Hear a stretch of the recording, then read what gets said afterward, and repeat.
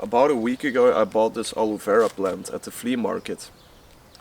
The person I was buying it from told me to immediately plant this into a bigger pot because, as you can see, it's a pretty big aloe vera plant.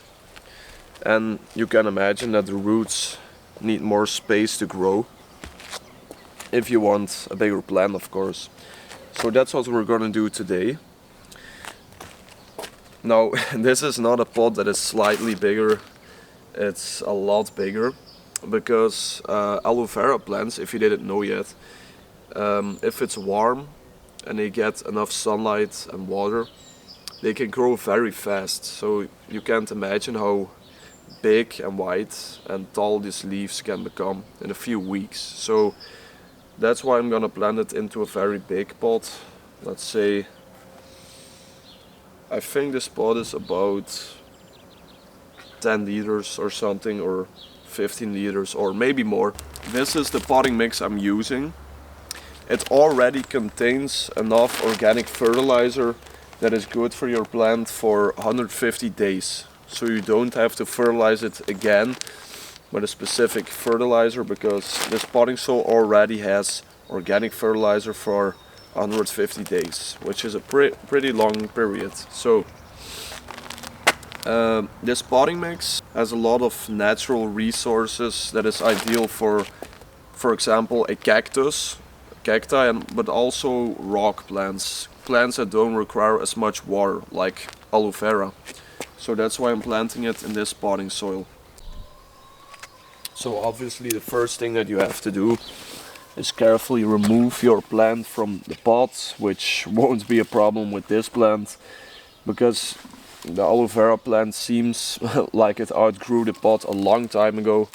So you can just gently squeeze it a few times,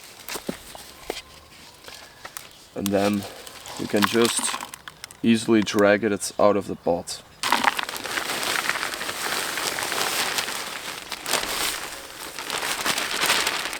Now, before you plant your aloe vera, you can loosen the soil a little bit with something of your choice to kind of loosen the soil and make sure it's free of chunks, which can cause water clogging.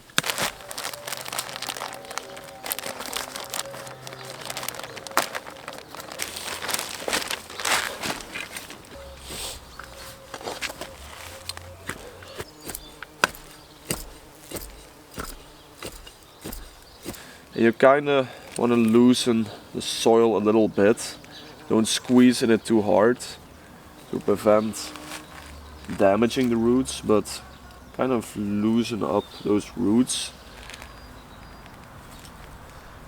so they can adapt better into the new pot.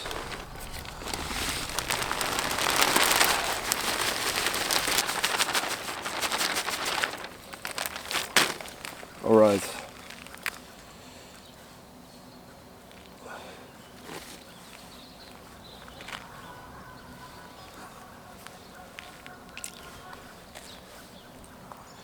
Make sure you place it in the middle.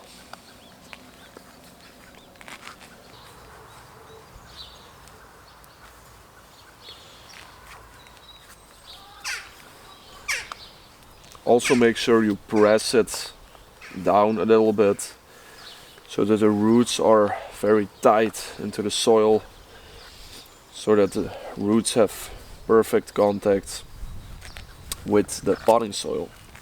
So now that I've planted this plant into the pot, make sure you water it immediately after planting. I'm probably gonna give it about 2 to 3 liters because this is a very large pot. Now, how much you need to water it probably depends on how hot it is, but make sure the soil is completely dried up before the next time you're watering it to prevent root rot. Alright, so now I'm gonna water it.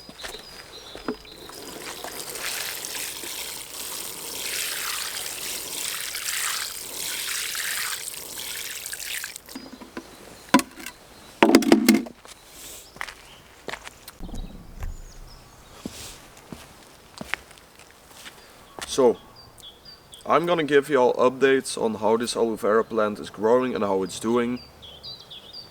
I hope it'll grow into a nice big aloe vera plant.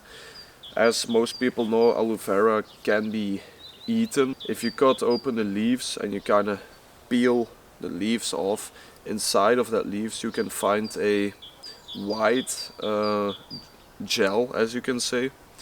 It's edible. I don't know if it tastes good. I never tried it, but I do know that aloe vera is used in a lot of skincare products. It's processed in a lot of smoothies, drinks.